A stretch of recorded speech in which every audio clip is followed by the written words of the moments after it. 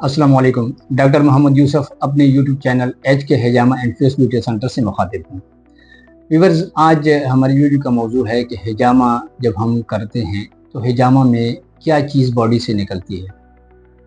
Generally तो हमें यही नज़र आता है कि ये खून ही निकल रहा है, वेरियस कि ये खून नहीं होता, ये आपकी बॉडी से टॉक्सिन्स और जो मेटाबॉलिक वेस्ट होता है वो निकलता है।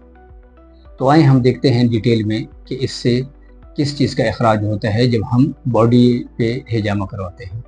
हिजामा में जो ब्लड निकाला जाता है, कप्स में जो ब्लड आता है वो आम या प्योर ब्लड नहीं होता, वो इन्फ्लेमेटरी ब्लड होता है, वो स्टेगनेंट ब्लड होता है, वो ऑक्सीडाइज्ड सेलुलर होता है और ये सब बॉडी में मुख्तलिफ एरिया में जमा हो जाता है, जिसकी वजह से आपकी ब्लड सर्कुलेशन स्लो हो जाती है।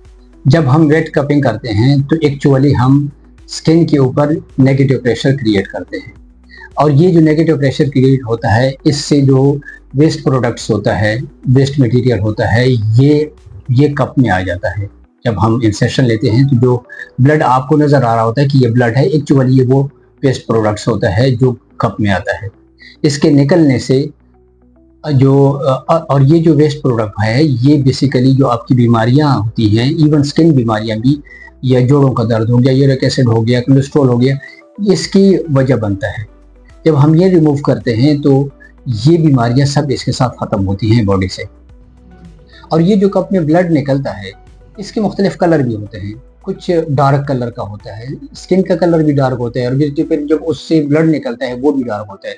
जहाँ पे स्किन कलर डार्क होता है उस इट्स मीन्स के वहाँ पे ब्लड स्टेगनेंट है। तो जब ये स्टेगनेंट ब्लड बाहर निकलता है तो इसका कलर भी ब्लैक होता है। या कुछ कप्स में आपको वाइट या जेली जैसे सब्सटेंसेस नज़र आएंगे, ये लिम्फेटिक बेस्ड हो सकते हैं। इसके अलावा इसमें यूरिक एसिड होता है जो गाउट या जोड़ों के दर्द का बायस बनता है।